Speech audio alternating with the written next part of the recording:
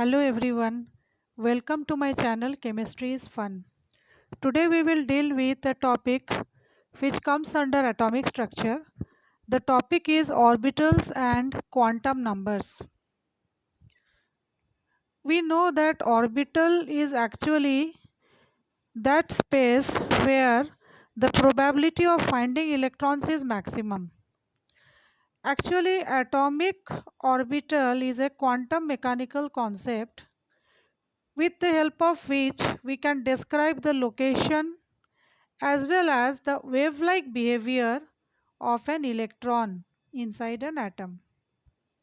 It will help us to find out the position where the probability of the existence of an electron is maximum in a region around the nucleus. The electron continuously changes its position. We cannot at a particular point of time find its location precisely. So we define a particular total region. In that region, anywhere at any moment of time, electron may be present. That full region is defined as the orbital. The orbitals are to be specified by their size, shape and orientation. If we can define all these, we more or less can define the orbital.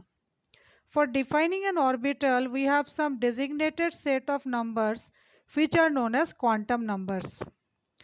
The first quantum number is principal quantum number. It is designated by the letter small n.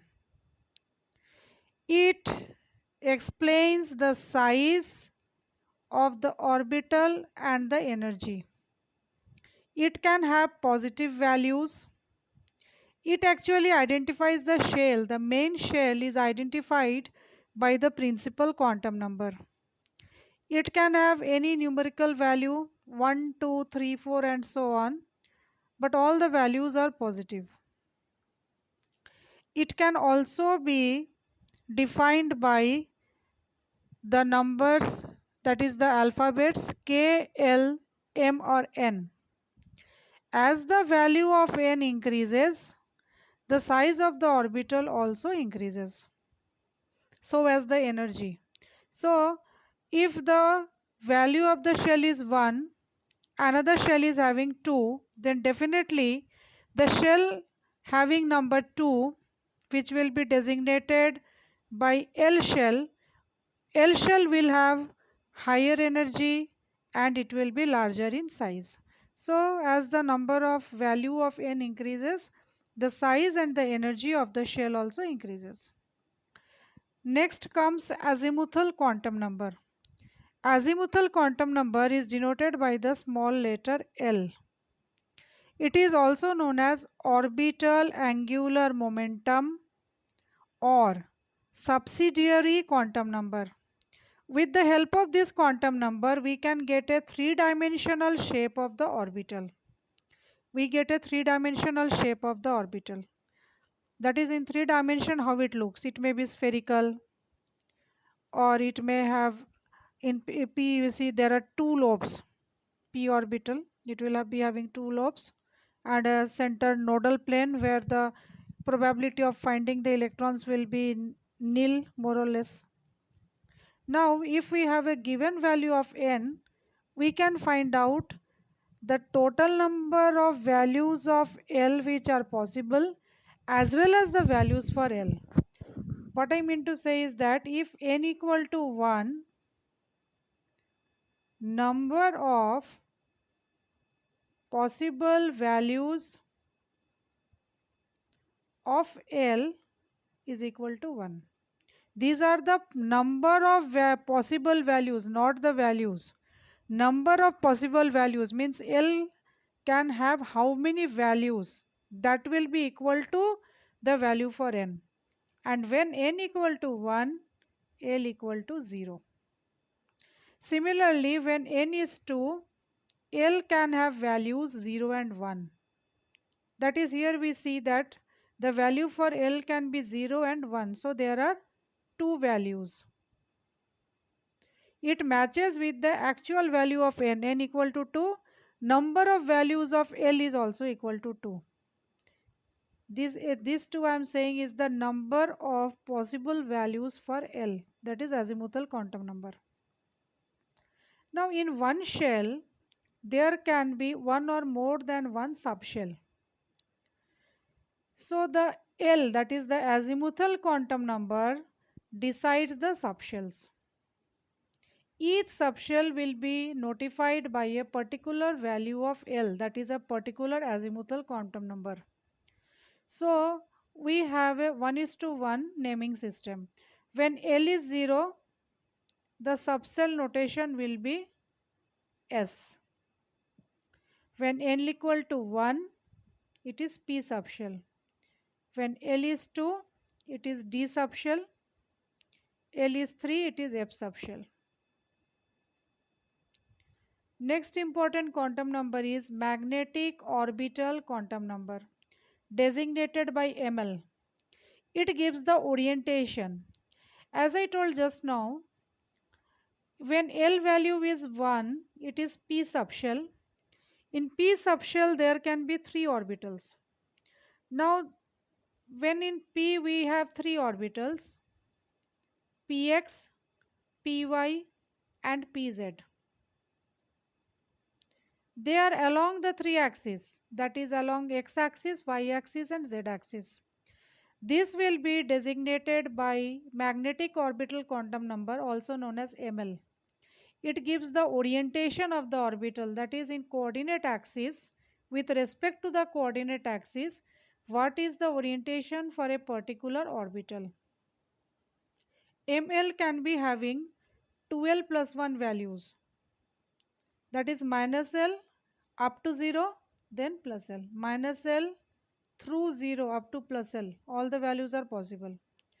So as per this rule, when L is 0, ML has to be 0. When L equal to 1, the values for ML will be minus 1, 0 and plus 1. So there are 3 possible orientations. This defines the 3 p orbitals, which I just now told, px, py, pz, along the x-axis, y-axis and z-axis.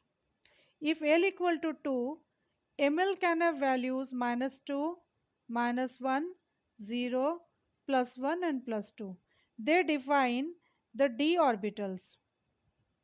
There are 5 d orbitals: dxy, dyz, dxz, dx square minus y square and dz square. So these are the 5 d orbitals. Another important quantum number which is essential to completely define an electron is electron spin quantum number. The electron is moving around the nucleus. At the same time, electron also spins on its axis.